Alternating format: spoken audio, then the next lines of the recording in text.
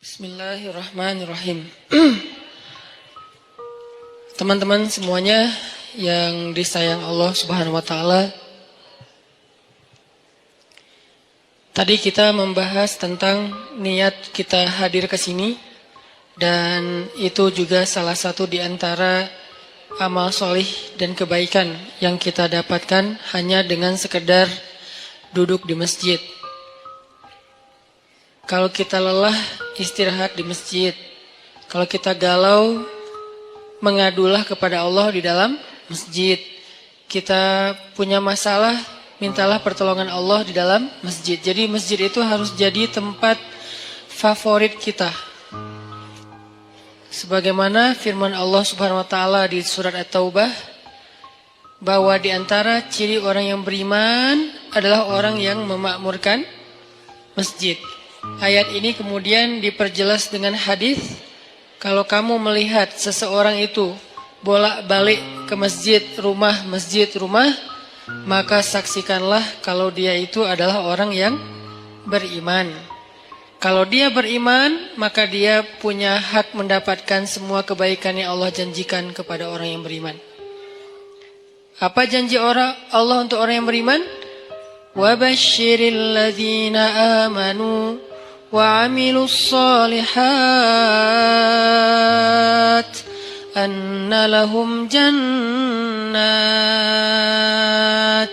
Allah janjikan untuk mereka jannat. Maka untuk mendapatkan jaminan memperoleh surga, jadikanlah diri kita punya ciri-ciri khasnya orang yang beriman.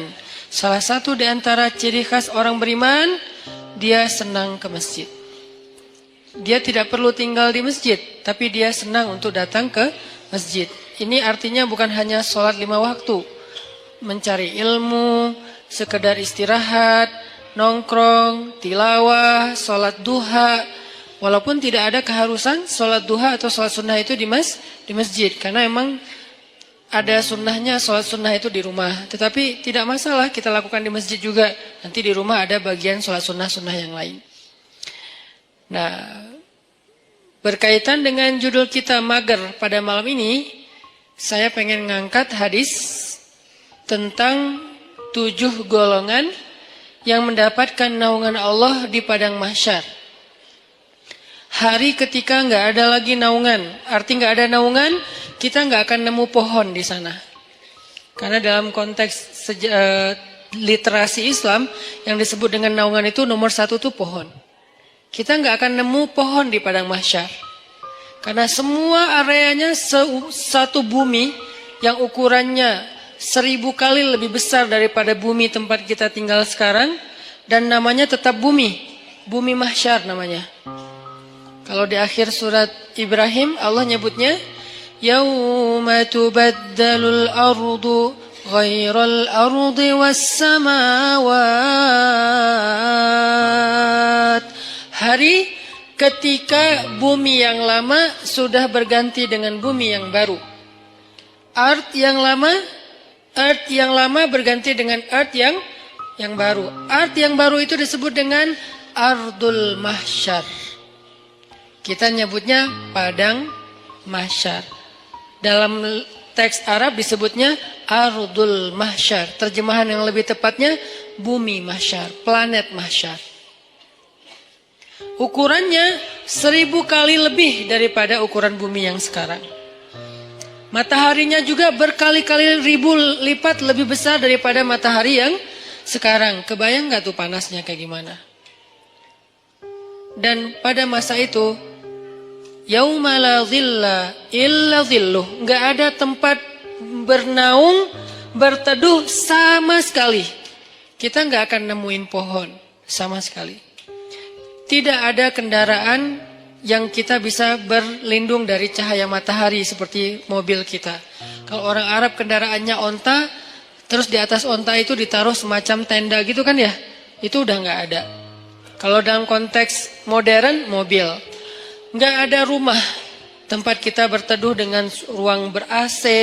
Sama sekali gak ada. Semua tempat itu panas. Kalau di bumi sepanas apapun kita masih bisa nyari minimarket ya buat ngadem. Kita bisa nyari pohon, kita bisa mencari payung, kita bisa pakai topi, kita bisa dipayungin sama dia. Masih banyak cara gitu untuk berteduh dari matahari. Pertama mataharinya nggak panas-panas amat, keduanya banyak tempat berteduh. Nggak kebayang di padang mahsyar, matahari entah berapa kali lebih panas daripada sekarang, dan kemudian buminya juga tidak ada sama sekali kehidupan, tandus, setandus-tandusnya. Itu hari yang paling luar biasa, melelahkan. Coba teman-teman renungkan, ingat-ingat ya. Dalam hidup kita pernah nggak ngejalanin satu hari yang capek banget di luar rumah? Capek banget di luar rumah. Kalau buat saya pengalaman kayak gitu tuh terjadi pas lagi haji, hari Jumat, haji besar.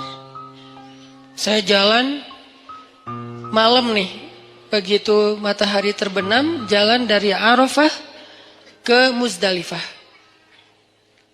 Jalan ke Muzdalifah, sampai di Muzdalifah itu jalan padahal cepat sebetulnya, dekat, tapi karena crowded banget, akhirnya macetnya bukan oleh kendaraan, macet oleh manusia. Kalau di Indonesia, Bandung, Jakarta kita sering macet kendaraan, ini macetnya tuh manusia. Sampai berhenti, tapi manusia.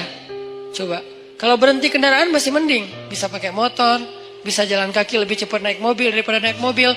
Ini orang tapi macet, berhenti. Sampai di Muzdalifah itu udah tengah malam.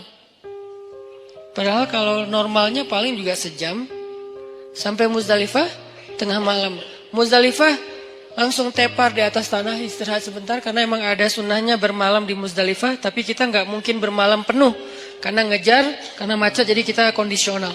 Istirahat sejam 2 jam di atas tanah, tidur, bangun tidur, milihin kerikil untuk lontar jamarat, jalan lagi ke Mina. Sampai di Mina udah subuh. Subuh lontar jamarat. Lontar jamarat, beres lontar jamarat langsung pulang ke Mekah, dan itu semua jalan kaki. Pulang ke Mekah buat tawaf ifadah. Nah, itu sampai di Mekah itu udah menjelang zuhur. Tawaf nggak usah jalan, berhenti aja, berdiri aja gitu. Itu kita tawaf sendiri, dibawa oleh arus. Jadi tawafnya gini.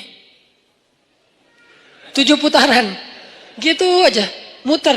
Karena ke bawah arus, saking padatnya manusia. Lalu beres tawaf yang kayak gitu kondisinya, udah jalan dari kemarin maghrib sampai siang nih jalan terus, tidur baru 2 jam itu juga nggak jelas.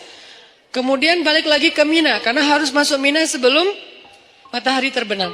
Kalau masuk pas matahari udah terbenam, nanti kena denda. Akhirnya kita ngejar balik lagi ke Mina, perjalanan sekitar 3 jam lebih. Itu adalah hari yang paling melelahkan dalam hidup saya di luar rumah. Dan padang mahsyar, kalau dibandingkan dengan itu tuh bukan kerikil lagi, lebih kecil dari kerikil kepayahannya, nggak ada apa-apanya. Padang mahsyar lebih dahsyat dari itu. Jalannya bukan setengah hari kayak saya cerita tadi, jalannya bisa 100 tahun, bisa 1000 tahun, bisa sekian puluh ribu tahun. Itu jauhnya benar-benar jauh. Nggak ada kendaraan, benar-benar nggak ada kendaraan. Nggak ada naungan, benar-benar nggak ada naungan. Tandus setandus-tandusnya. Itu yang disebut oleh Nabi, yauma la dhilla illa dhilluh. Nggak ada naungan sama sekali kecuali naungan Allah. Cuman satu-satunya tempat kita berteduh, nggak akan kepanasan, nggak akan kepayahan, cuman berada di bawah naungan Allah. Masalahnya cuman ada 7 komunitas yang masuk ke dalam naungan itu. Sisanya nggak. 7 komunitas ini pun ternyata saringan dari orang mukmin, saringan dari orang Islam. Jadi bukan masalah yang penting saya udah Islam, enggak. Dari orang Islam sendiri masih disaring lagi benar-benar yang spesial. 7 golongan kalau bahasa resminya, 7 komunitas, 7 geng kalau bahasa anak nongkrongnya. Cuman ada 7 kelompok. Salah satu dari 7 kelompok itu, nomor 2-nya adalah syabun nasya'a fi ibadatillah. Pemuda yang tumbuh dalam ibadah kepada Allah atau dalam ketaatan kepada Allah. Pertanyaannya, apa definisi syab atau pemuda. Secara usia dalam Islam, pemuda itu usia di bawah 40 tahun. Itu syab. Secara status belum menikah. Kalau udah menikah Ustadz, udah bukan syab. Karena ujiannya nggak seperti yang belum menikah. Beda, saya pernah ngerasain. Berat. Apalagi ada satu teman saya, kemarin baru ditinggalin mantan. Mantannya nikah. Ngirim pula hasil video-video sama fotonya ke dia. Langsung udah nggak terkontrol. Langsung kita pegang rame-rame. Jangan sampai dia nyari tower. Nyari tower, ngapain lo? Mau benerin Ustaz ada yang rusak. Pura-pura ternyata mau loncat. Nah ini nih namanya ujian. Ujian ketika kita belum menikah, ujian di usia muda di bawah 40 tahun, kalau belum menikah tapi udah di atas 40 tahun, beda lagi. Usianya di bawah 40 tahun, secara status belum menikah. Karena kalau udah menikah, dia udah ngerasain ketenangan, sakinah. Litaskunu ilaiha. Supaya kalian cowok-cowok merasa tenang kepada perempuan. Udah tenang. Tapi kalau sebelum menikah, itu zulzilu. Zulzilu itu kalau dalam bahasa kita tuh gempa dengan skala 9,8 skala Richter. Itu zulzilu tuh. Sampai ada ayat zulzilu iza zulzilatil ardu. Dan yang tahu banget ayat itulah jomblo. Zilzal, kehidupannya itu terguncang luar biasa. Ngelihat orang semuanya kayak dia paling sengsara di muka bumi. Ngelihat setiap orang tuh deg-degan. Ngelihat cewek deg-degan. Dan apalagi ngelihat ceweknya crowd kayak gini gitu ya. Baru masuk di depan mall, aduh saya kok deg-degan ya. Zulzilu, guncangannya tuh luar biasa. Kalau yang udah sakinah, santai. Karena di sebelahnya ada istri. Kalau nggak ada istri, deg-degan juga. Gitu. Intinya mah beda ujiannya. Karena beda ujiannya, maka beda pula rewardnya. Al-jaza ala qadril masyaqqah. Balasan Allah itu tergantung beratnya beramal. Buat yang masih sendiri, beramal itu lebih berat. Kenapa? Karena zilzal dalam di batinnya tuh kenceng. Godaannya tuh banyak. Mikirin itu nggak jelas apa yang dipikirin. Karena ya gitu, kondisinya tuh antara kayak nggak ada kejelasan status. Apalagi dia udah sendiri digantung. Kan lebih nggak jelas lagi ya. Saya gimana? Berat statusnya. Nah ini nih ngeri banget ujiannya. Kalau dia nggak pegang Allah, dosanya itu bisa udah 1, 2, 3. Dosa-dosa besar itu beruntun bisa dia lakuin. Udahlah kayak gitu, nggak tahu harus melampiaskan kepada yang halal. Dia tinggal di antara kelompok masyarakat yang tidak terjaga, yang penuh fitnah. Tinggal di kos-kosan, kos-kosannya campur cewek cowok. Dan di situ itu anak-anak yang mungkin belum semuanya pada paham agama atau taat beragama. Sehingga biasa aja ngobrol, keluar dari kamar itu pakai daster biasa. Itu kan zilzal kan, itu ujian yang berat. Terus harus kemana? Kalau yang udah nikah, pulang ke rumah. Kita pulang kemana? Zilzal kan, guncang. Gak usah diterusin kata-katanya. Masa saya harus bilang ke kamar mandi Ustadz? Enggak lah. Maka itu kan dosa kan? Jadi dosa juga nih. Terus gimana dong? Kita harus ngapain Ustadz? Nah disitulah ujiannya. Sehingga kalau dalam kondisi kayak gitu, dia bisa istiqomah, dia bisa tetap taat kepada Allah, itu dia istimewa banget. Lebih istimewa daripada yang udah nikah. Makanya buat yang udah nikah, udah mungkin kesempatannya bukan di nomor 2. Di nomor 1, nomor 3, 4, sampai 7 kan. Tapi yang nomor 2 udah lewat. Karena dia nggak dapat lagi ujian seberat syab, anak muda. Ujiannya udah nggak kayak mereka. Saya pernah dengar 2 anak muda sama-sama lagi ngobrolin tentang perasaan. Itu nggak ada yang dengar. Dua-duanya ngomong dan curhat. Lo masih mending gua. Ya itu mah nggak ada apa-apanya gua. Terus aja masih sama-sama curhat. Saking zilzalnya tuh luar biasa. Dan saya senyum-senyum aja. Ustaz kok diam aja sih? Sakinah. Beda kita, beda nasib. Malah saya panas-panasin, saya telepon istri saya. Yang gimana, apa segala macam. Wah Ustadz mas sengaja. Telepon lagi sekali lagi. Kok 2 kali Ustadz? Ya gitu deh pokoknya. Wah makin zilzal mereka. Sampai ini kenapa Ustadz kita lagi gempa ya? Ini nih ujian anakmu, anak muda. Makanya karena diuji kayak gini, akhirnya ya kalau dia bisa tetap istiqomah, konsisten, komitmen dengan batasan syariat, maka dia istimewa di sisi Allah. Dan juhdun, pengorbanan dia untuk menjaga diri dalam kondisi yang berat kayak gitu, itu yang Allah hargain nanti di padang mahsyar. Kesini wahai anak-anak muda, kumpul-kumpul yang mengikuti jejak Yahya alaihi salam, yang mengikuti jejak Maryam radhiyallahu anha. Karena mereka 2 simbol, satu lagi Yusuf alaihi salam. 3 simbol anak muda yang di masa mudanya banyak godaan. Yusuf digoda, Yahya digoda, Maryam digoda, tapi istiqomah tidak berbuat dosa sampai Allah menentukan kebaikan setelahnya. Kebaikan Yusuf akhirnya menikah juga. Kebaikan Yahya akhirnya syahid. Kebaikan Maryam akhirnya diberikan anak tanpa punya suami. Allah menentukan nasib yang berbeda-beda. Tapi semasa mereka diuji, 3-tiganya itu simbol dari istiqomah. Benar-benar istiqomah. Keren banget tuh 3-tiganya. Maryam saking istiqomah, hampir gak kenal cowok dalam hidupnya. Hampir gak kenal cowok dalam hidupnya. Yusuf saking istiqomah, itu digoda sama cewek di dalam ruangan. Dan ceweknya itu bukan cewek biasa, bukan hasil editan pas ketemu kok beda. Enggak. Ini cewek benar-benar cantik, enggak diedit, emang benar-benar cantik. Dan insya Allah semua ada di sini. Daripada mereka tiba-tiba pulang satu persatu ntar ya, kok sepi di atas, sebel sama Ustadz ya. Ini cewek benar-benar cantik. Cantiknya itu diakui. Jadi kayak Miss Mesir lah. Bertahun-tahun dia dapat piala Miss Universe, malah bukan Miss Mesir lagi. Itu cantiknya cantik beneran, sampai direkam kecantikannya di dalam banyak riwayat. Dan dia udah nutup pintu, manggil Yusuf, Yusuf ke kamar, beresin kamar kotor. Datang aja Yusuf dengan polosnya, bawa kemoceng, bersih-bersih. Pas sudah masuk kamar, ditutup pintunya dari dalam, dikunci. Ceweknya datang ke Yusuf, itu cewek ditaksirin, dikecengin semua orang cowok-cowok yang ada di Mesir.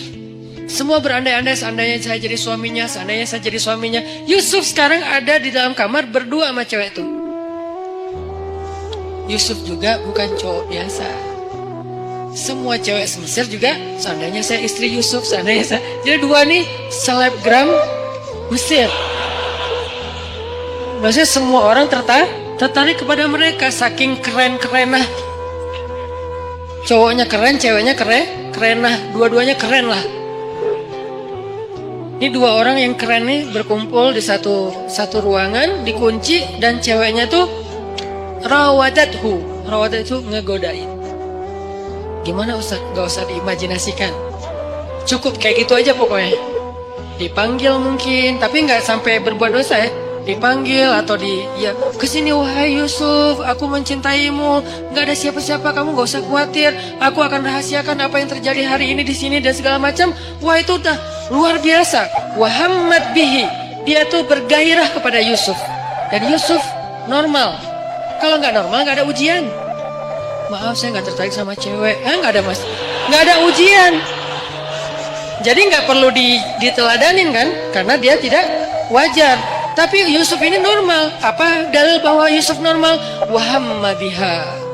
Oke, kalau kita baca Quran tuh tafsirnya tuh yang detail, kata demi kata. Wahammat bihi, wahamma biha. Yang ceweknya bergairah kepada Yusuf, yang Yusuf juga bergairah kepada cewek tersebut. Sama-sama bergairah, sama-sama tertarik. Tiba-tiba Allah tunjukin burhan, muncul wajah Yakub di depan Yusuf. Yakub dalam keadaan ekspresi sedih, bingung.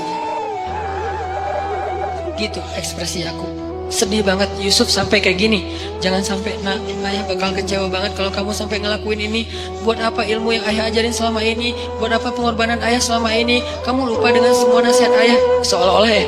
Tapi dalam bentuk film yang kayak 3D banget.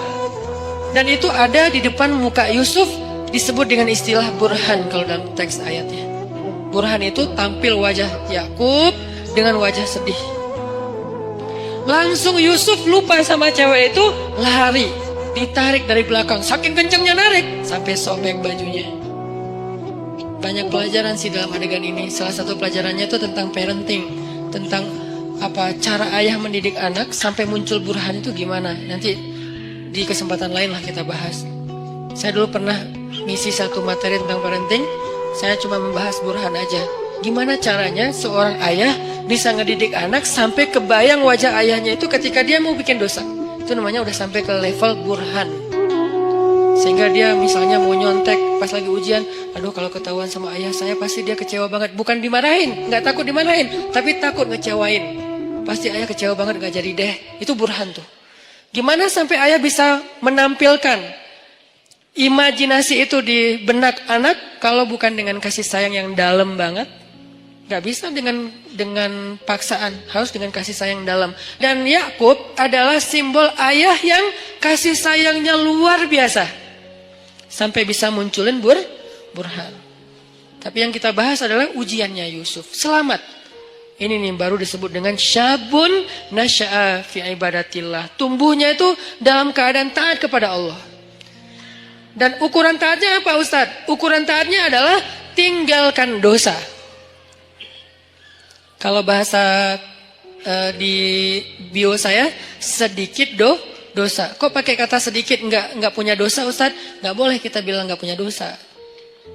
Arti sedikit dosa itu adalah dosanya yang tinggal yang kecil-kecil aja. Yang besar tinggalin. Yang kecil kenapa kok masih ada? Karena enggak sengaja, lupa. Itu kan ada pasti sisa Enggak mungkin enggak. Kalau kita bilang enggak punya dosa, namanya kultus diri sendiri. Kata Allah, la tuzakku anfusakum huwa a'lamu bimanittaqo. Janganlah kalian menganggap diri kalian suci, nggak boleh. Makanya saya bilang banyak main, banyak manfaat, banyak pahala, sedikit dosa. Itu pakai hasil renungan. Jadi bukan kok sedikit dosa, harusnya kan nggak punya dosa, nggak bisa. Cuma Nabi SAW yang nggak punya dosa. Sisanya sampai Abu Bakar juga punya dosa. Cuman dosa beliau sudah diampuni oleh Allah karena solehnya luar biasa. Kalau kita sebagian udah diampuni, sebagian lain mungkin belum karena belum bertaubat benar-benar dengan nasuha. Tapi usahain tinggalkan dosa. Kita cukup ninggalin dosa aja, itu tuh udah jadi syabun nasya'a fi ibadatillah. Kalau ibadah Ustaz, ibadah yang wajib itu udah pasti. Karena kalau kita ninggalin yang wajib berarti dosa kan. Gimana dengan ibadah sunnah, tahajud, puasa sunnah, tilawah, itu bonus. Jangan sampai kita mendahulukan yang sunnah atas yang wajib dan melakukan yang haram. Itu udah salah rumusnya. Ada orang tahajud rajin, tapi dia nggak bisa jaga lisan. Ada orang tahajud rajin, tapi dia nggak bisa jaga pandangan. Yang disebut dengan syabun nasya'a fi ibadatillah dalam konteks hadis tadi, dia usahain sedikit mungkin dosanya, tinggalin dosa. Terutama dosa-dosa yang berhubungan dengan godaan di masa muda. Kalau teman-teman bisa istiqomah dalam urusan ini, urusan perasaan, urusan pergaulan yang paling berat, urusan entertain yang berlebihan, karena entertain itu ada yang masih wajar, ada juga yang berlebihan. Urusan apa lagi? Dosa-dosa maksiat seperti minum, kemudian pakai drugs dan seterusnya.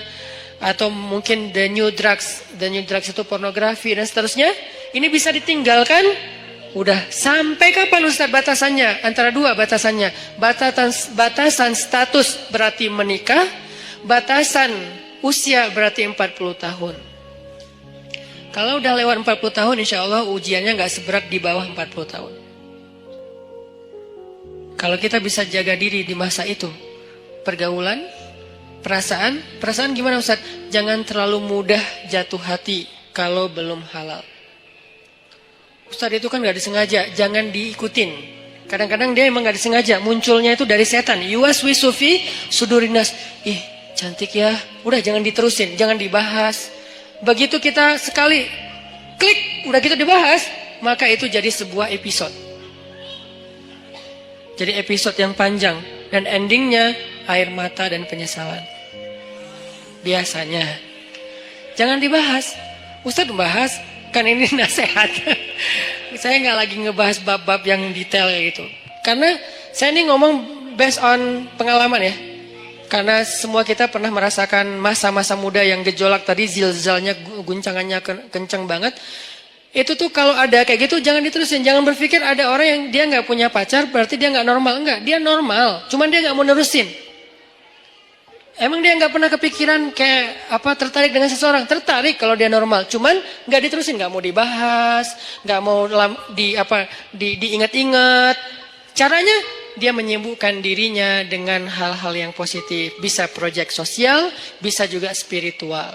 Proyek sosialnya bantu orang, bikin proyek-proyek yang sifatnya healthcare kayak atau kemanusiaan kayak atau apalah, atau proyek yang sifatnya spiritual ya kayak ke masjid, itikaf, tilawah, mumpung masih muda ya udah gua ikut program hafal Quran. Itu menyibukkan diri biar nggak sempat kepikiran yang kayak gitu-gitu. Kan kalau udah ngafal Quran habis semua tuh energi pikiran kita buat ngafalin Quran. Ya udah paksain aja diri kita datang ke sebuah lembaga penghafal Quran yang udah kayaknya mungkin paling nyaman, ada banyak. Mungkin kalau di Pemuda Hijrah ada teras tahfiz gitu ya. Datang, saya pengen daftar. Saya sungguh-sungguh pengen daftar. Udah bisa baca Quran belum? Ya udah mulai dari baca Quran dulu. Ya udah saya daftar tahsin, belajar tahsin. Sibukkan. Udah sibuk kayak gitu nggak sempat kepikiran lain. Kalau masih kepikiran berarti kurang sibuk. Kalau masih kepikiran berarti kurang sibuk. Cari lagi sampai sibuk. Sampai nggak sempat mikir. Itu baru namanya nasya'a, tumbuh. Jadi kalau kita bedah kata demi kata, syabun artinya tadi udah jelas pemuda. Sekarang nasya'a, nasya'a itu tumbuh. Artinya tumbuh itu menghabiskan waktu. Arti tumbuh menghabiskan waktu, menghabiskan usia, menghabiskan harinya. Berarti daily activity-nya apa? Daily life-nya itu apa? Kita sibukin daily life kita dengan semua yang membuat kita nggak sempat mikirin dosa. Gimana caranya? Pilih dari 3 kesibukan secara value-nya. 1, menyibukkan diri dengan yang wajib. Gimana menyibukkan diri dengan yang wajib, Ustadz? Sholat 5 waktu, biar sibuk ke masjid. Kalau nggak ke masjid kan nggak terlalu sibuk ya. Tinggal wudhu, sholat di tempat kita berada. Jadi kan nggak terlalu sibuk kan. Tapi kalau biar sibuk, takes time dan lumayan effortnya lebih, wudhu ke masjid. Terus sampai di masjid, insya Allah auranya beda tuh ketimbang kita di tempat kita doang. Ini saya nggak ngomongin hukum, saya ngomongin motivasinya, fadlnya, keutamaannya. Apa? Ditasji' kalau dalam bahasa Arabnya. Ditasji' kepada kebaikan. Sibukkan, nasya'a itu menyibukkan diri dengan sesuatu yang membuat pertumbuhannya itu semuanya, atau nggak semuanya pun, mayoritasnya positif. Daily life kita tuh mau diapain? Yang wajib ibadah misalnya, yang wajib orang tua misalnya, berbakti sama orang tua. Itu udah lumayan tuh ngambil waktu kita. Jadwalin. Kalau misalnya kita ngerantau, telepon, WA. Jadwalin kalau kita dekat sama orang tua tuh datang ke orang tua, ada waktu bersama dengan orang tua ngapain gitu. Keluarga kalau dengan orang tua plus dengan adik kakak atau apa. Pokoknya keluarga ini silaturahim kan. Kalau bahasa lebih ini lagi, silaturahim, jalin, sibukkan dengan yang wajib. Ustadz, yang wajib udah. Sholat 5 waktu, telepon orang tua. Tilawah sehari minimal 2 lembar. Minimal, itu wajib. Di atas itu sunnah. Sejuz, normalnya, idealnya sejuz. Minimal 2 lembar lah sehari. Udah Ustadz, masih banyak waktu kosong. Yang sunnah. Sibukkan dengan yang sunnah. Yang sunnah apa? Ya tadi, kalau ibadah yang sunnah, sifatnya sholat sunnah, puasa sunnah, tilawah tambahan dari target 2 lembar, apalagi zikir. Ustadz, nggak semua yang sunnah saya sanggup sekaligus, karena kan kita nih bukan orang yang keren-keren amat ya Ustadz. Oke, nggak apa-apa. Nggak, yang wajib 10%, oke? Yang sunnah 20%, masih sisa berapa? 70%. Habiskan buat yang mubah, boleh. Karena yang wajib dalam kehidupan kita kan nggak banyak kan sebetulnya. Yang sunnah lebih banyak dari yang wajib, 20%. Atau yang wajib 20%, yang sunnah 30%. 50%-nya mubah. Arti mubah apa? Nggak berpahala, tapi juga nggak dosa. Dia nggak berpahala, tapi juga nggak dosa. Emang boleh Ustaz? Ya boleh lah.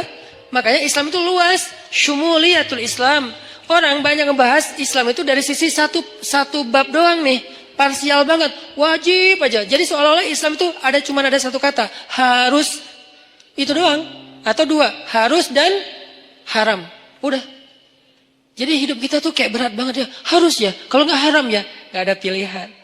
Karena yang dibahas dari Islam itu parsial banget, cuman bagian kecil. Sementara ada bagian yang begitu luas dalam kehidupan kita 24 jam, itu nggak dibahas. Yang dibahas yang wajib, ke masjid, ke masjid, ke masjid. Tapi kan kita nggak tinggal di masjid kan realitasnya. Gimana kalau kita udah selesai sholat, ngapain lagi Ustadz? Nah, berarti kita bahas bab mubah. Mubah, nggak dosa, nggak berpahala. Apa? Entertain. Ketemu teman, nongkrong, tapi nongkrongnya dijaga. Atau yang lebih positif dan tetap dia mubah, main itu dalam, kalau bahasa saya maksudnya itu olahraga ya. Cuman kita kalau nyebut olahraga kesannya kayak berat gitu kan. Kayak ada beban. Main aja lah, tapi yang penting berkeringat. Itu olahraga sebetulnya, cuman main. Kenapa disebut main? Biar sesuai dengan hobi. Jangan dipaksain harus nge-gym semua. Nggak semua orang senang nge-gym, cari treadmill mungkin mahal. Ya udah, lari aja keliling komplek. Kalau perlu nanti kita mudah-mudahan di masjid kita ke depan ada banyak tempat shower kayak di bandara yang ultimate, yang di Terminal 3 kan ada tempat shower tuh. Kalian ke masjid mah lari aja. Jalan kaki minimal. Sampai di masjid udah siapin handuk kecil, kalau mau jangan pakai handuk. Bawa kanebo. Tapi kanebo yang bagus ya. Bukan kanebo pas digosok gini kulitnya nempel di kanebo atau kanebonya nempel di kulit misalnya. Kanebo yang bagus ya. Karena itu paling praktis. Kalau ini saya tahunya dari teman, kalau ke laut gitu kan kita sering mandi tuh, habis berenang mandi, habis main air mandi pastinya. Kalau bawa handuk nggak sempat kering, udah mandi lagi tuh. Akhirnya kita bawa kanebo yang bagus, beli di salah satu tempat yang terkenal teh. Nah terus pakai kanebo ke masjid sama baju kaos ganti yang biasa lah ya, sama parfum apa misalnya kesukaan kalian. Nah mandi itu segar banget loh, sholat maghrib habis olahraga habis mandi kan keren ya, segar banget. Di masjid disediain shower buat cowok-cowok buat mandi, ceweknya nggak usah lari. Cewek mah ada tempat sendiri, zumba kayak apa gym, apa yang bagian cewek lah, minimal gym. Ini olahraga main mubah, tapi dia bisa menjaga kita dari dosa. Jadi yang menjaga kita dari dosa itu bukan cuma astagfirullah. Oke, tapi kita nggak bisa astagfirullah 24 jam kan? Yang bisa menjaga diri kita dari dosa, sholat 2 rakaat. Iya, tapi kan kita nggak mungkin sholat 24 jam. Ya, harus realistis. Waqi'i, harus realistis. Tapi juga tetap masali, tetap ideal. Banyak orang yang idealis tapi kurang realistis. Terlalu realistis jadinya nanti apa? Memudah-mudahkan, tasayyub. Makanya dalam Islam tuh nggak boleh kita terlalu idealis, perfeksionis, disebut dengan takalluf. Nggak boleh juga terlalu realistis sampai melupakan idealisme, disebut dengan tasayyub. Ada takalluf, ada tasayyub. Dua-duanya nggak boleh dalam Islam. Yang benar wasatiyah, dia proporsional. Nggak boleh takalluf. Kenapa nggak boleh takalluf? Allah sendiri yang bilang, la yukallifullahu nafsan illa wus'aha. Allah tidak mentakallufkan, tidak membebankan. Artinya takalluf itu terlalu membebani diri. Jangan juga tasayyub yang terlalu meringankan masalah. Semua jadi boleh. Maka bermainlah di tengah. Di tengah di sini maksudnya bukan terombang-ambing, bukan, proporsional. Yang wajib dilakukan, tapi kan tetap nggak mungkin 24 jam wajib. Yang sunnah dilakukan, tapi itu bonus-bonus. Maka sebagian besar usia kita itu ternyata dihabiskan untuk porsi yang ibahah, yang mubah. Apa dalilnya? Salah satu dalilnya adalah kaidah fikih. Al-aslu fil asya' ibahah. Dasarnya segala sesuatu adalah boleh. Dasarnya segala sesuatu adalah boleh. Berarti habiskan. Nasya'a, tumbuhnya itu dalam hal-hal yang dibolehkan Allah, tapi juga bukan berpahala dan juga tidak berdosa. Gak apa-apa. Olahraga, nyalurin hobi, ke bengkel kayak ngulik mesin atau apa. Kalau cewek lebih ke skillnya cewek apa mungkin, skill cowok apa, life skillnya dibangun terus supaya dia ketika nanti jadi punya pasangan, life skill dia itu bermanfaat untuk pasangannya. Kalau cewek, life skill seorang cewek yang lebih identik tuh apa? life skill seorang cowok itu lebih identik itu apa misalnya. Kita belajar life skill, itu mubah. Dan dulu sahabat, banyak yang mengasah sisi life skill mereka dengan berdagang, dengan bertani. Sehingga ketika ada sebagian sahabat yang berkebun datang ke Nabi nanya soal perkebunan, Nabi bilang apa? Kalian lebih ngerti tentang masalah skill perkebunan daripada saya. Karena itu urusan dunia. Udah kalian ulik aja sendiri. Saya cuma ngasih batasan, jangan curang, jangan apa, batasan nilai. Tapi secara teknis kalian lebih ngerti. Udah aja kembangin. Yang seneng komputer, belajar startup digital. Sekarang lagi era startup. Anak-anak muda Indonesia tuh harus ngerti startup supaya dia dominan, eksis di dunia digital. Supaya nggak terus-terusan jadi orang yang ikut program orang ngedownload. Tapi harusnya dia bisa bikin orang ngedownload program dia yang hobinya di komputer. Yang hobinya apalagi kembangin produk-produk aplikasi sosial media yang versi yang lebih lebih ketimuran atau apalah istilahnya supaya dipakai, karena itu sesuatu yang chance-nya besar loh di zaman sekarang. Banyak hal yang bisa kita kembangin. Itu maksudnya nasya'ah, tumbuh. Arti tumbuh itu dia punya sesuatu yang semakin bermanfaat dari dirinya untuk orang lain, growing. Secara skill dia growing, secara mental dia growing, secara fisik dia growing, tumbuh. Maryam alaihissalam tumbuh. Sehingga Allah menyebutnya dengan istilah apa? Di surat Ali Imran. Fataqabbalaha rabbuha biqabulin hasan wa ambataha nabatan hasan wa kaffalaha Zakaria. Allah menerima Maryam dengan penerimaan yang baik. Menerima di mana? Untuk punya kamar di Masjidil Aqsa. Yang tadinya nggak boleh perempuan punya ruang di Masjidil Aqsa menurut tradisi Yahudi. Bukan agama Yahudi, tradisi Yahudi. Kalau agama langit dari dulu laki-laki dan perempuan itu sama-sama dihargai. Ketika agama ini mulai dirubah, maka nilai ini juga berubah. Sampai orang Yahudi bukan lagi punya agama, punya tradisi. Bukan punya syariat, tapi punya kepercayaan. Tradisi orang Yahudi di masa Nabi Zakaria dan Maryam, cewek itu nggak boleh sholat di masjid. Jadi kalau ada yang bilang Islam itu tidak mengangkat kehormatan perempuan, berarti dia nggak ngerti Al-Quran. Dia nggak belajar sejarah, dia asal ngomong. Banyak orang asal ngomong sekarang tuh. Kalau kita belajar Al-Quran, sejarah gimana Al-Quran itu sangat mengangkat harga diri perempuan, itu banyak banget ceritanya. Salah satunya Maryam. Maryam itu mendobrak tradisi Yahudi loh, yang sekarang dielu-eluin, di Tomorrowland bendera Israel itu berkibar dengan begitu tinggi kan ya. Paling banyak bendera di Tomorrowland kan bendera Israel kan. Kita lihat di mapnya pesawat, rata-rata pesawat internasional, nggak ada Palestina, adanya Israel. Dan saya sangat tersinggung. Karena yang benar adalah Palestina. Artinya yang kita bangga-banggain, moderat lah, cerdas lah, apa segala macam, seolah-olah mau diikutin agama mereka, tradisi mereka pelan-pelan, justru mereka menghancurkan dan meremehkan perempuan. Perempuan dijadikan pajangan. Apakah itu yang dianggap dengan menghargai perempuan? Sesuatu yang dipajang itu kan berarti jadi barang. Yang berharga itu nggak boleh dipajang. Yang berharga itu ditaruh di box. Boxnya ditaruh di dalam sebuah peti atau di dalam sebuah loker, dalam lemari, lemarinya dikunci, kamar dikunci, pintu dikunci, gerbang digembok. Namanya safety box. Saking berharga. Karena kurang berharga di display. Siapa aja boleh nyentuh, siapa aja boleh lihat, siapa aja boleh bolak-balik. Taruh lagi, datang lagi yang baru, bolak-balik naruh lagi. Kenapa? Kurang berharga. Sekarang kalau kayak gitu, kira-kira siapa yang lebih menghargai perempuan? Yang menjaganya dengan menutupnya, dengan menjaga batasan, jangan terlalu banyak bergaul ke semua laki-laki, kecuali yang ada urusan-urusan yang penting saja. Atau yang buka-bukaan, display di banyak produk, di banyak event, di banyak festival. Mana yang lebih menghargai perempuan? Kalau mau dilihat dari sisi realitasnya.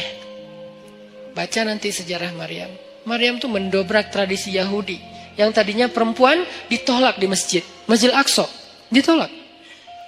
Datang Maryam dibawa oleh Zakaria. Rame tuh di antara rabi-rabi Yahudi. Orang-orang pemuka agama Yahudi debat.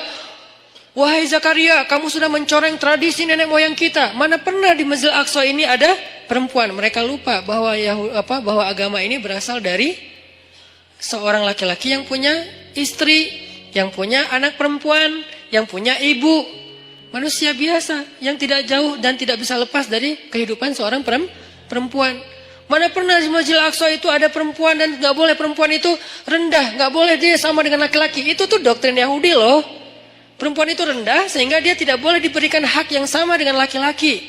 Perempuan itu hina, jadi nggak boleh masuk ke masjid yang mulia. Laki-laki doang yang mulia dan boleh masuk. Itu tradisi Yahudi sebelum datangnya Maryam. Datang Maryam, Allah takdirkan namanya pun Maryam. Dan tahu arti Maryam?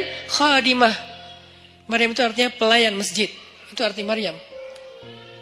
Saya memberi nama anak saya dengan kata Maryam, berharap dia melayani agama. Makanya saya kasih nama Maryam. Jadi saya tahu asal-usul nama itu, sehingga saya bangga dengan nama Maryam. Bukan, oh pasaran Ustadz, biarin aja. Pasaran mungkin namanya, tapi sejarahnya gak pasaran. Coba cari sejarah seperti Maryam, ada gak yang nomor 2? Gak ada, cuma ada 1. Sejarah orang kayak Maryam, ada 2-nya gak? Gak ada, cuma ada 1. Yang sekeren itu. Kalau ada sejarah yang lain, beda cerita. Khadijah keren, beda cerita. Fatimah keren, beda cerita. Asiyah keren, beda cerita. Tapi yang kayak Maryam gak ada, cuma 1. Yang paling kerennya, dahsyatnya luar biasa. Bahkan di antara 4 perempuan sempurna ini, sebagian ulama berpendapat Maryam nomor 1-nya. Jadi saya kasih nama Maryam.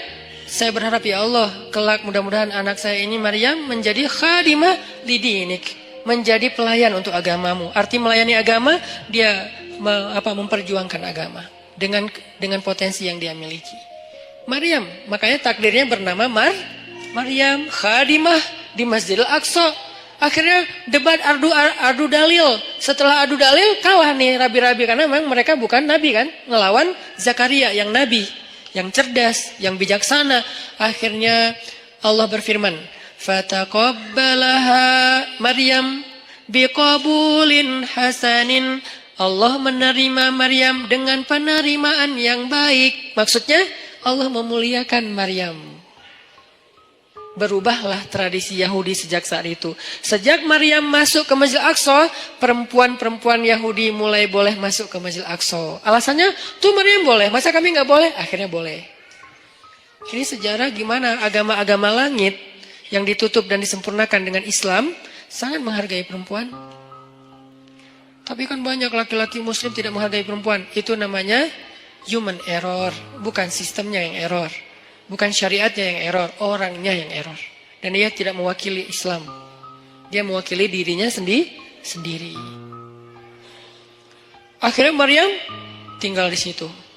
Lalu ada kalimat wa ambataha nabatan hasana.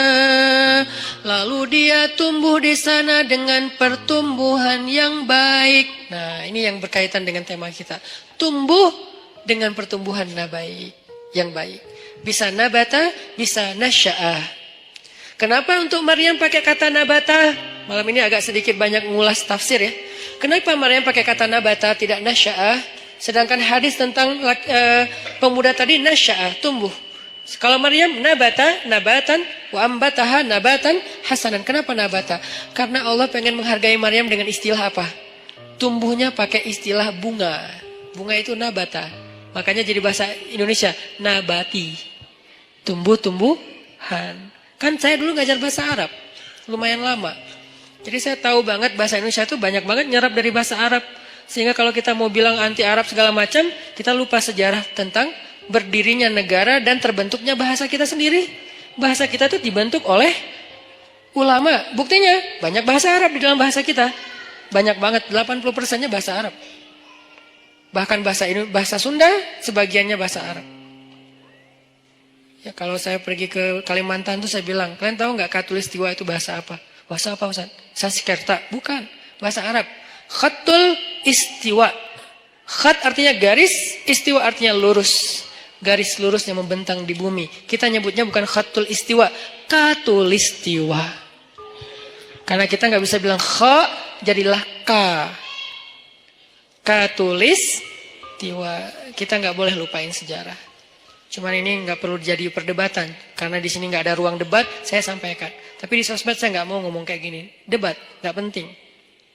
Tapi ini bagian dari taskif kita. Nabatan. Allah tuh pengen menghargai Maryam, maka disebut dengan nabatan. Bahasa kita nabati, artinya tumbuh-tumbuhan. Tumbuh-tumbuhan di sini artinya bunga. Maryam itu kata Allah, kamu itu bunga wahai Maryam. Kamu itu bunga. Makanya fitrah perempuan senang bunga. Jangan kasih kaktus tapi. Kan bunga Ustaz. Jangan. Atau jangan juga yang bunga apa yang di Bengkulu teh? Rafflesia. Keren ya? Emang keren, tapi bukan untuk dihadiahin ke cewek. Kamu, kenapa sih kamu? Enggak, ini bunga buat kamu. Aduh kok gini sih? Nah, bunga namanya juga bunga bangkai. Jangan kasih bunga, ya apalah. Tapi boleh yang asli, boleh yang sintetis. Biar nggak layu. Ini buat kamu. Kok yang kayak gini sih? Kan ini nggak asli. Biar nggak layu, seperti cinta aku. Oh ya, cinta aku nggak ori, tapi dia nggak layu-layu sih. Apaan sih nggak jelas. Jadi maksud Allah pakai kata nabatan, menurut tafsir Allah tuh menghargai Maryam, makanya pakai bahasa Maryam itu kayak bunga tumbuh dengan mekar, dengan baik, itu Maryam. Tapi korelasinya dengan pembahasan kita, Maryam itu tumbuh dan tumbuhnya dalam bi'ah solihah namanya. Apa arti bi'ah solihah? Lingkungan yang baik. Berarti pelajaran kedua tentang tumbuh yang bisa nanti dapat naungan di padang mahsyar, biar kita termasuk orang yang gak mager adalah cobalah cari bi'ah solihah, carilah lingkungan yang baik. Kalau gitu kita gak boleh gaul sama orang yang gak baik, boleh. Tapi kita jadi ada dua, ada kebutuhan kita, ada lebih ke share-nya kita. Kita kalau mau sharing, mau giving, mau berbuat baik, cari orang yang belum baik untuk kita ajak baik bareng. Tapi kita sendiri juga belum baik-baik amat. Sehingga kita butuh yang mengajak kita lagi nih. Semua orang saling mencari dua itu tuh. Satu project untuk dia beramal soleh dengan mencari teman-temannya yang belum hijrah, ajak hijrah. Tapi kalau gaulnya sama itu doang, lama-lama kita lemah. Cari juga bi'ah solihah yang bisa ngajak kita, yang bisa ngingetin kita. Watawasau bil haq, watawasau bis sob. Bi'ah solihah namanya. Cari pertemanan. Gimana cari? Ini lebih ke teknis ya. Gimana cara cari teman yang bisa jaga iman kita? Karena kata Nabi, almar'u ala dini khalili, seseorang itu agamanya tergantung temannya. Cari, serius nyarinya, kepoin. Jadi kalau belum halal gak usah nyari orang yang mau dipacarin, mending cari orang yang mau disahabatin. Sahabatnya dunia akhirat, yang nanti di padang mahsyar dia nanya kita, ya Allah, kemana sahabat saya yang dulu ikut talim bareng? Kemana sahabat saya yang sering ngingetin tahajud? Kemana sahabat saya yang ini? Kata Allah, dia di pintu neraka. Bentar lagi mau masuk tuh. Ya Allah, saya bersahabat karena engkau dengan dia di dunia. Selamatin dia, boleh gak saya tarik dia supaya gak masuk neraka? Ya Allah, saya selamatin. Boleh, cari aja. Langsung dia kejar ke neraka. Nyari secepat mungkin dia ke pintu neraka. Ngomong ke malaikat, dia sahabat saya yang ini di mana orangnya? Itu tuh bentar lagi mau dimasukin. Ayo sini, jangan masuk dulu. Akhirnya dikeluarin. Ada apa? Kamu sahabat saya? Iya, kita kan dulu bareng ke TSB. Emang masih disebut Ustaz istilah-istilah kayak gitu? Masih. Apa yang kita rasain di dunia itu masih kita sebut. Dan gak diganti istilahnya loh. Kita masih ngomong kayak gini banget kita ngomong. Kita kan Rabu malam sering ikut talim bareng kan? Iya. Dan seringnya kita di depan halaman kan? Iya. Kenapa? Karena kita nungguin yang lain pulang, nanti kita boncengin, bayar. Boleh lah. Yang penting dia pernah ke masjid bareng. Ya udah, terus apa? Gimana nih? Allah memberi izin saya untuk menyelamatkan kamu dari neraka. Masuk. Nah, ini orang kayak gini harus dicari. Dia tuh nemenin kita di dunia dan akhirat loh. Lebih penting daripada pacar. Kecuali pacar halal. Kalau pacar halal udah gak ada lah yang bisa dibandingin ya. Udahlah terbaik itu mah. Tapi kalau ini mah beda project. Pacar halal kan untuk membahagiakan kita ya. Kalau ini untuk menyelamatkan kita. Bukan membahagiakan. Mungkin dia gak akan ngebahagiain kita. Jangan berharap kita bahagia bareng dengan dia. Aneh. Ustaz saya udah bahagia dengan dia. Aneh ya. Dia nyelamatin agama kita, maksudnya nyelamatin kita dari dosa, nyelamatin kita dari pas lagi kayak futur, istilah anak-anak aktivis teh, futur itu pas lagi down ya, drop imannya itu dia nyelamatin. Caranya gimana? Cari orangnya yang agamanya bagus, arti agamanya bagus, dia tuh kayak lebih stabil kesolehannya daripada kita. Walaupun dia bukan orang yang suci. Kalau dia berbuat salah sesekali, jangan langsung pundung. Wah ternyata sama aja, udahlah saya cari yang lain. Nggak ada orang yang suci. Susah nyarinya dan gak akan ketemu. Mau balik lagi ke zaman Nabi, gak mungkin. Jadi cari orang yang lebih stabil ibadah atau agamanya dari kita. Ada orang kayak gitu, udah pegang tuh. Deketin dia. Bujuk dia, biar dia mau bersahabat dengan kita. Bujuk pakai apa aja, kasih hadiah, kayak bantu dia ketika dia ada masalah. Saya punya teman kayak gitu beberapa orang. Sengaja saya pegang banget tuh. Salah satunya ada di Tasik. Yang dulu sempat tinggal di Bandung, beliau pernah jadi supir angkot. Kemudian ketemu saya di Masjid Al-Latif.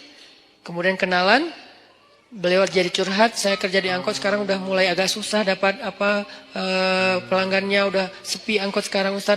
Ya udah, yuk kita usaha yang lain. Bikin usaha bareng dia, jual pulsa yang 60 cabang itu bareng dia. Biar dia terdongkrak lah ke penghasilannya. Udah gitu main di mobil, jual beli mobil bekas juga bareng dengan dia. Sampai akhirnya dia jual kue keliling pakai motor. Motornya saya hadiahin motornya. Butuh apa? Ya kayak lebih enak daripada jual beli mobil bekas. Karena kita berapa kali jual beli mobil bekas rugi. Gak tahu cara milih mobil, ketipu aja ya. Jadi akhirnya udahlah, kita gak usah jual beli mobil bekas gitu ya. Mending kita yang lain aja. Apa dong gitu. Akhirnya dia mikir-mikir, dia survei. Udah saya mau jual roti aja, naruh-naruh di warung. Kan butuh kendaraan. Saya kasih hadiah motor. Gak mahal sih, semampu saya waktu itu beli motor bekas, saya kasih ini Pak pakai aja motornya. Wah, alhamdulillah Ustaz, alhamdulillah. Doa, nah doa ini nih yang saya nunggu-nunggu nih. Semoga Ustaz rezekinya bertambah dan segala macam. Bener, langsung Allah buktikan. Semoga makin bahagia, bener. Langsung, suamiku keren banget sih. Itu tuh kan yang paling berharga ya, dihargain cewek kan. Itu tuh bener. Jadi dia, saya jaga. Dia akhirnya mungkin karena ya Allah yang lebih tahu yang terbaik. Akhirnya dia nggak sukses juga tuh bisnis roti. Pindahlah balik ke kampungnya karena anak istrinya di Tasik. Dia di Bandung kan kasihan ya. Ketemunya cuma 2 minggu sekali. Akhirnya udahlah Pak ke Tasik aja nanti di sana butuh apa saya support. Di Tasik dia jual sayur pakai motor yang tadi saya kasih. Terus mau buka warung, bantuin buka warung. Kenapa? Saya pengen dia ingat saya setiap kali dia punya masalah. Sehingga ketika saya punya masalah di akhirat, dia yang akan bantu saya. Di dunia, kalau dia punya masalah, saya bantu dia. Di akhirat, saya punya masalah, dia bantu saya. Itu prinsip saya. Karena saya tahu ibadah beliau. Dia pernah nginep di rumah saya waktu masih di Cimahi. Kan rumah saya tuh di tengahnya ada courtyard. Courtyard. Maksudnya ada ruang terbuka gitu. Ruang terbuka di belakang baru ada kamar buat tamu. Jadi biar gak nyampur dengan ruang utama. Jadi tamunya bebas, istri bebas di rumah, jadi nggak harus pakai hijab terus. Nah, malam nih, jam 1 malam, saya bangun ke dapur, dengar orang nangis di belakang. Ngeri kan? Jam 1 malam dengar orang nangis. Ngeri banget kan ya? Itu horor banget loh. Tapi berhubung waktu itu saya penasaran, saya buka pintu dapur, saya ngeliat pelan-pelan, saya buka nih, pokoknya kalau ada yang aneh, gua tendang nih. Buka pelan-pelan udah siap-siap gitu kan. Ternyata dia lagi sholat di courtyard, di ruang terbuka itu. Karena ternyata hobi dia itu sholat di ruang terbuka ya kan. Tahajud. Dia lagi sholat, nangis dalam sholatnya gini. Dan saya berharap pas dia nangis itu, dia nyebut nama saya. Itu kan yang paling berharga kan. Karena mungkin buat dia, saya paling berkesan dalam hidup dia. Sering nolongin, sering jadi hero lah. Sehingga dia pasti nyebut di dalam doa itu yang saya harapin. Saya ngintip, Masya Allah. Nah ini berarti ini orang nih harus saya pegang nih. Saya tolong dia di dunia nih, biar dia tolong saya nanti di akhirat. Sampai di minggu depan saya niat mau ke Tasik lagi, mau ngasih dia hadiah karena anaknya mau nikah. Mau ngasih hadiah yang istimewa, biar dia ingat saya. Nanti pas di padang mahsyar saya berharap, ya Allah, itu Ustaz Hanan di mana? Itu tuh masih nggak jelas tuh. Siapa tahu mungkin nasib saya nggak jelas, Allah alam, tapi mudah-mudahan nggak sih ya. Tapi kan kita nggak tahu ya, nggak boleh terlalu sok kegeeran juga kan. Oh saya kan Ustadz, udah nggak butuh lah yang gitu-gitu. Siapa bilang? Emang Ustadz udah paling suci? Teman-teman aja nggak tahu aib-aib kita karena Allah menutupi Aib. Jadi tetap aja nggak boleh kegeeran, tapi juga jangan putus asa main di tengah tadi. Jangan kegeeran sok soleh, jangan putus asa merasa nggak ada apa-apanya di tengah. Berjuang untuk lebih soleh, tapi wajilat wa qulubuhum wajilah, hati mereka tetap khawatir, tetap takut. Nah, saya berharap minimal saya ada garansi nih. Begitu saya agak-agak ada rada-rada aneh-aneh nih di pada masyar, dia ngomong ke Allah, ya Allah, dulu saya motor dikasih sama dia, warung saya disupport sama dia, saya keluar dari angkot dulu gara-gara dia, makanya saya hidup nggak jelas di dunia teh.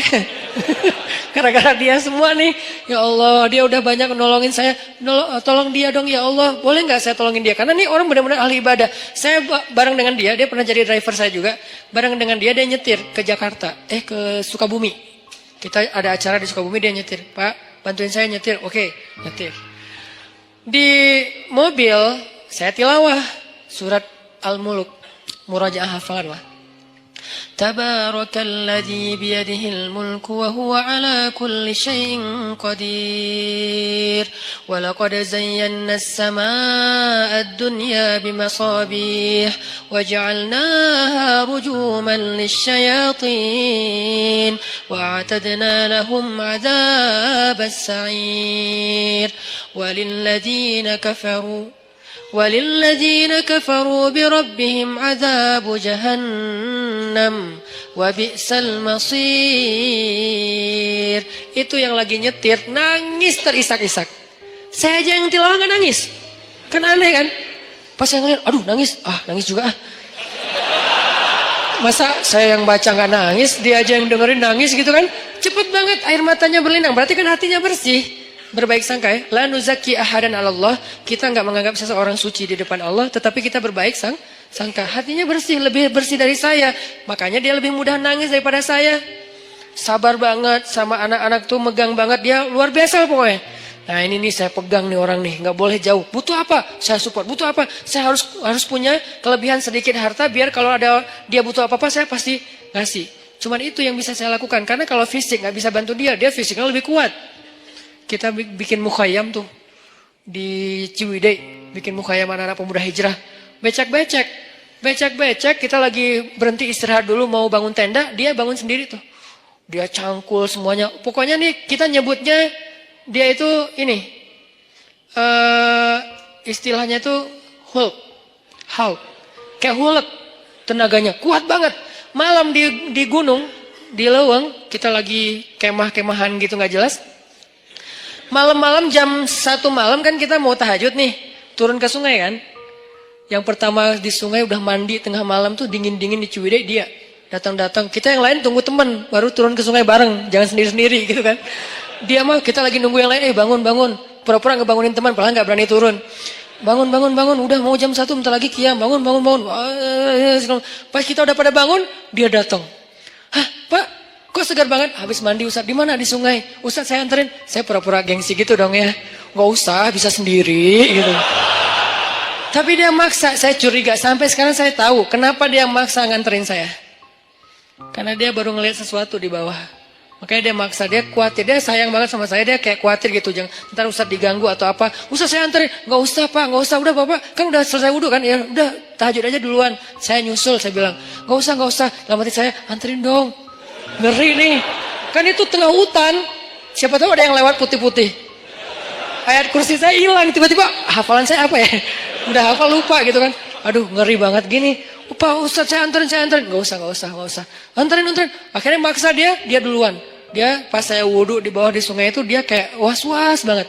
Saya perhatiin kok dia was-was gini ya. Terus pas kita udah naik, yang lain pada datangnya rame-rame. Jadi dia udah rame tuh. Besok-besoknya saya tanya. Dia bilang, udah gak apa-apa Ustaz, gak apa-apa. Tapi saya yakin sampai sekarang dia pasti ada sesuatu. Makanya dia maksa banget. Gak pernah dia ekspresinya kayak gitu. Karena saya kenal dekat sama dia. Tapi dia gak pernah sekuatir itu sama saya. Ini bukan nakut-nakutin ya. Tapi emang menakutkan sih, ngeri. Jadi maksudnya teman-teman, intinya adalah itu tuh cara kita nyari bi'ah solihah. 1, 2, 3. Kalau ada 40,